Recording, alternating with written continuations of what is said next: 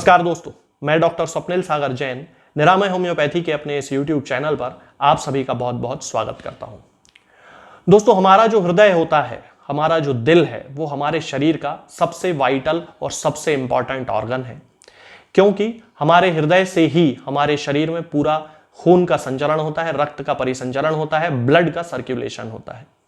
तो इसलिए हमारा हृदय ठीक तरह से काम करता रहे, ये बहुत ज्यादा जरूरी है। कभी कभी कुछ परिस्थितियों के कारण हमारा हृदय ठीक तरह से काम नहीं कर पाता है। उस कंडीशन में कभी कभी हृदय की गति जो होती है वो तेज हो जाती है, यानी कि हमारी जो पल्स होती है, हमारी जो नाड़ी होती है, वो तेज चलने लगती है। कभी कभी 100 के ऊपर पहुंच जाती है, 120 तक पहुंच जाती है। और कभी कभी हृदय की गति कम हो जाती है, नाड़ी कम चलती है, पल्स स्लो रहती है, तो कभी कभी ये 60 से नीचे पहुंचने लगती है। तो जब तेज चलती है उस कंडीशन को टैकीकार्डिया कहते हैं, और जब स्लो चलती है तब उस कंडीशन को ब्रैडीकार्डिया कहते हैं।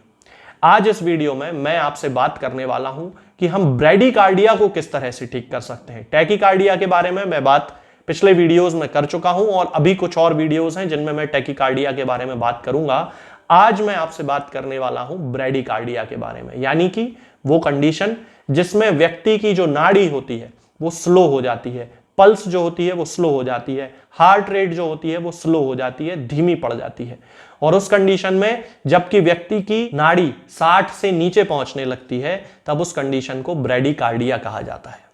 तो ब्रैडीकार्डिया के केसेस को ठीक करने के लिए दोस्तों हम डिजिटैलिस का उपयोग करते हैं होम्योपैथी में। इसका पूरा नाम है डिजिटैलिस पर्प्यूरिया, सामान्यतः इसे डिजिटैलिस के नाम से ही जाना जाता है। तो आज मैं आपको डिजिटैलिस के बारे में बताऊंगा कि हमें किन परिस्थितियों में, किन लक्षणों में, किन सिम्टम्स में डिजिटैलिस का उपयोग करना चाहिए।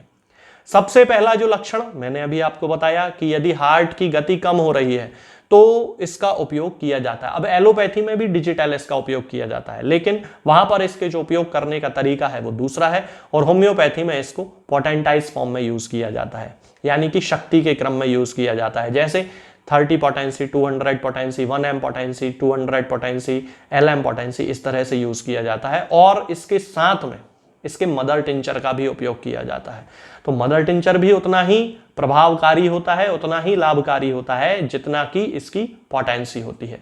यदि हम इसके सिम्टम्स की बात करते हैं तो सबसे पहला सिम्टम, यदि किसी व्यक्ति की हृदय की गति कम हो रही है, यानी कि उसकी जो पल्स है वो कम हो रही है, उसका हृदय ठीक तरीके से काम नहीं कर रहा है, तब उस कंडीशन में उसका खून का संचरण सही ना हो पाने के कारण उसका शरीर नीला पड़ने लगता है।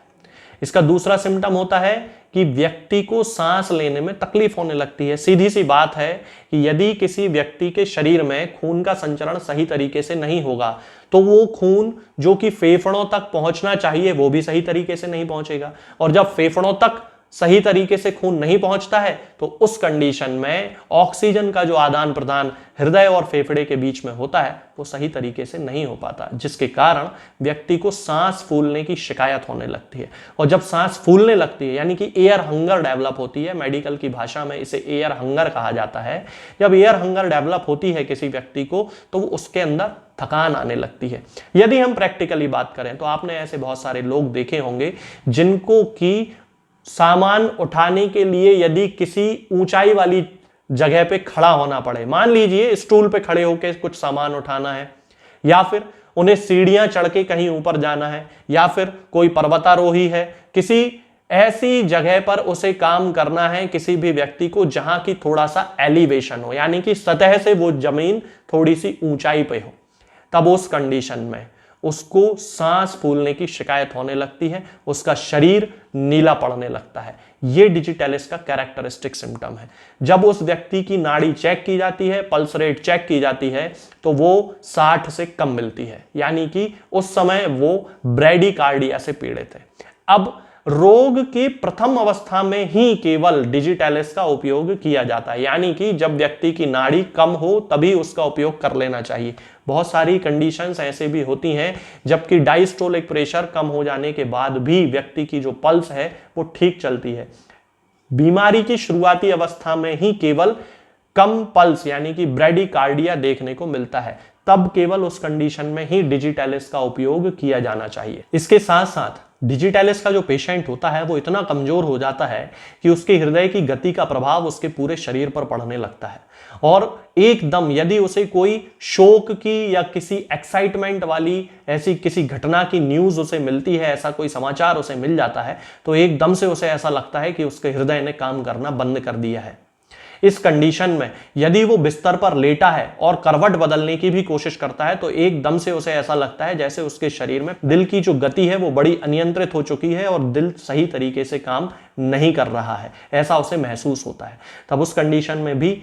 डिजिटालिस परप्यूरिया का यूज किया जाता है। इसके साथ में प्रोस्टेट ग्लैंड में होने वाले एनलार्जमेंट यानी कि बेनाइन प्रोस्टेटिक हाइपरट्रॉफी या जिसे बीपीएच कहा जाता है, बुजुर्गों में होने वाली वो समस्या जिसमें कि प्रोस्टेट ग्लैंड का जो आकार है वो बढ़ने लगता है और उसके कारण उन्हें मूत्र त्याग करने संबंधी विभिन्न प्रकार की बीमारियां होने लगती हैं। तब उस कंडीशन में यदि किसी पेशेंट को हार्ट की भी प्रॉब्लम है और उसके साथ में उसे प्रोस्टेट की भी प्रॉब्लम है, तो भी हम डिजिटालिस का उपयोग कर सकते हैं। और यदि हार्ट की प्रॉब्लम नहीं है, केवल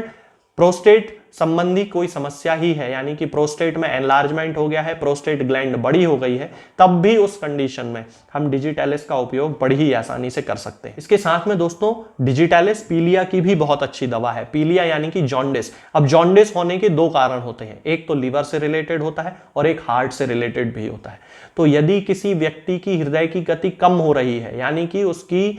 शरीर में उसके ब्रेडिकार्डिया डेवलप हो रहा है,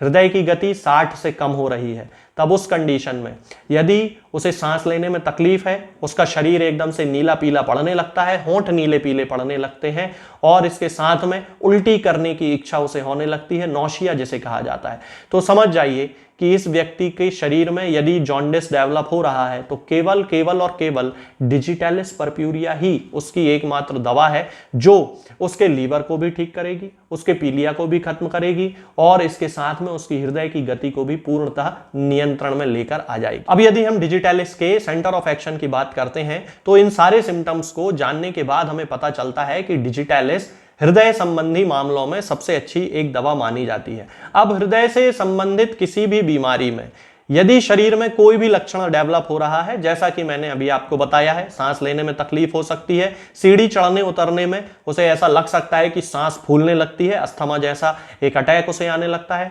हृदय की गति उसकी अनियंत्रित हो जाती है, कम हो जाती है, ब्रेडिकार्डिया वहां पर डेवलप हो जाता है, शरीर में कार्डियक ओरिजिन का पीलिया डेवलप होने लगता है, ऑक्सीजन की कमी हो जाने के कारण शरीर नीला पड़ने लगता है और फेफड़ों के एक्सपांशन होने में यानी कि फेफड़ों के काम करने की जो भी गति है वो भी धीमी पड़ने लगती है। इसके साथ में यदि कोई बुजुर्ग व्यक्ति है तो उसे प्रोस्टेट की समस्या डेवलप हो जाती है। तो इन सारे लक्षणों में डिजिटालिस ही उस व्यक्ति की एकमात्र दवा होगी।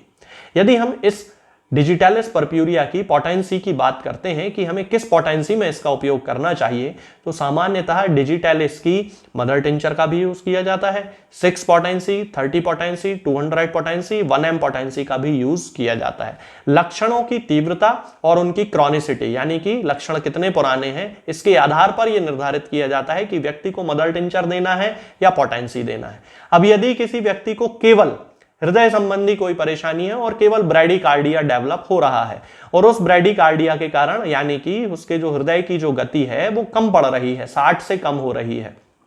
तो फिर उस कंडीशन में डिजिटालिस के मदर टिंचर की 4-4 बूंद सुबह शाम आधे कप या 1 कप पानी में मिलाकर कुछ दिन देने से ही उसका हृदय वापस अपने नॉर्मल फंक्शन पे आ जाता है, यानी कि पूर्णतः सही तरीके से काम करने लगता है और उसकी जो ब्रेडिकार्डिया संबंधित परेशानी है, हृदय की गति कम होने संबंधी जो परेशानी है वो ठीक हो जाती है।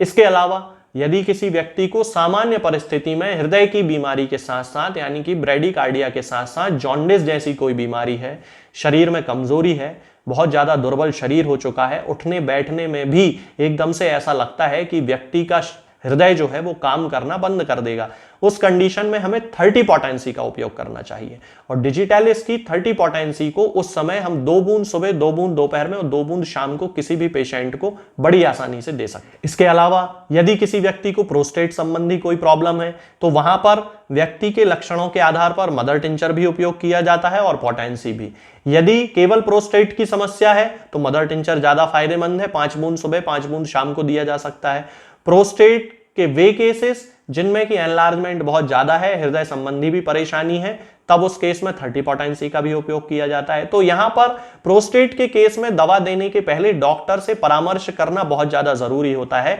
क्योंकि पोटेंसी का निर्धारण व्यक्ति की ओवरऑल शारीरिक कंडीशन को देखने के बाद ही किया जा सकता है। तो ये जो दवा है डिजिटैलिस परप्यूरिया, ये आपको किसी भी होम्योपैथिक मेडिकल स्टोर पर मिल जाएगी, ऑनलाइन भी आप इसे मंगा सकते हैं। मैं ना किसी व्यक्ति को कोई दवा बेचता हूं और ना भेजता हूं, ये मैं आजकल आपको हर वीडियो में बताने लगा हूं ताकि आप लोग परेशान ना हो, व्हाट्सएप पे मैसेज ना करें दवा संबंधी। तो आप डिजिटैलिस का उपयोग जो सिम्टम मैंने आपको बताए हैं उनमें बड़ी आसानी से कर सकते हैं। आज के इस वीडियो में फिलहाल इतना ही। आगे के वीडियोस में मैं आपसे बात करूंगा कुछ नई बीमारियों के बारे में और उनकी होम्योपैथिक दवाओं के बारे में। तब तक के लिए जय हिंद, जय भारत। दोस्तों, होम्योपैथिक दवाओं को खाने का सबसे अच्छा तरीका होता है कि हम हमेशा खाली पेट इन दवाओं को खाएं। जिन दवाओं को दिन में केवल एक बार खाना है, उन्हें सुबह खाली पेट खा लेना चाहिए, मुंह में अच्छे से कुल्ला करके।